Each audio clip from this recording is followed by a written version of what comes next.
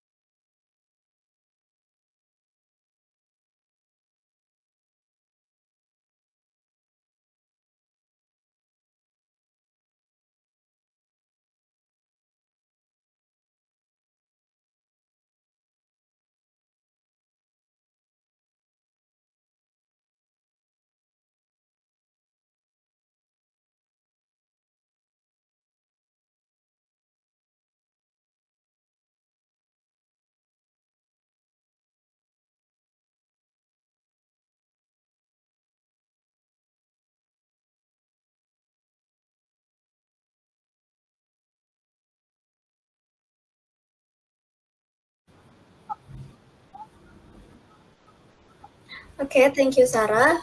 So this is for general result based on the four material properties that has been tested. The first one is latex. Latex shows the highest stress structure and high durability. However, even this material will provide comfort for diabetic patient. Some people may also experience allergies to latex. And the next is Evapod. The Evapod is known for its ability to manage and provide increased air circulation that helps feed dry and reduce the risk of infection. Unfortunately, the composition is not compact enough to reduce the mechanical properties. And then Podadur. Podadur has similar properties to the Evapod, but Podadur is stronger and more durable when compared to Evapod because in addition to managing good air circulation, its elasticity is high but still has low hardness and resilience, so it's suitable for absorbing energy and providing protection to the feet. And then the next is silicone. Silicone is flexible, durable, and can absorb shock. Although it can provide comfort and reduce pain, especially in patients with diabetic neuropathy, silicone is not effective in managing air circulation when compared to Evapods or Padadur. Boleh next slide? Okay, so this is the result based on morphology and structure. Open cells are owned by all material except silicon, so that with open and interconnected cells, this can provide a greater water absorption capacity, and later it will greatly help in the absorption of moisture in the orthosis. Next slide, please. And then the result based on thermal and chemical analysis, the four material have been ability to withstand high temperatures, and chemical elements such as metals are also contribute to their mechanical properties. For example, latex has the largest number of metallic elements, which may contribute to its performance in tensile tests. Next slide, please.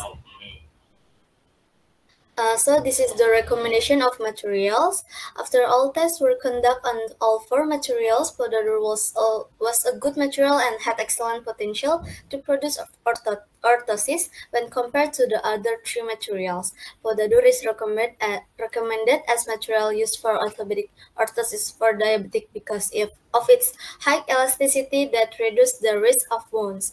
Then its hardness and resilience are also good for absorbing energy and providing protection to the foot. In addition, Podadur also has a good air circulation so that it can manage moisture, which is very important to prevent infection from occurring, as well as accelerate wound healing. This helps maintain foot health and prevent compaction that is often experienced by diabetes. For the next slide is presented by Tegar. Tegar, time is yours. Thank you, Ziza. The next is author discussion and conclusion. This study describes the characteristics of various materials intended for use in orthopedic orthosis for diabetic feet, focusing on their mechanical and physical properties. And Podadur exhibited the best overall properties for orthopedic orthosis production, including excellent elastic deformation resistance, durability, lightness, energy absorption, high temperature resistance, and favorable chemical composition. Next slide, please.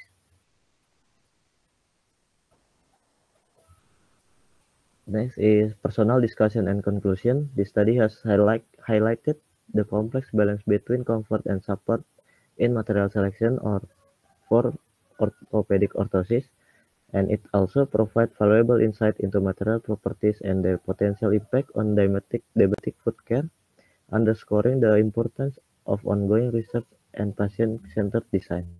The next, please.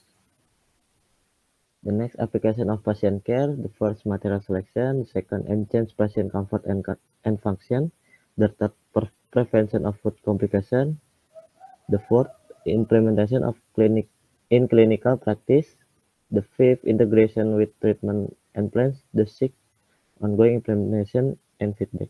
And next, I return to the moderator. Okay, this is our reference for presentation today. Next slide. Okay, that's all for presentation today. Thank you for listening our presentation and thank you for your attention. Wassalamualaikum warahmatullahi wabarakatuh.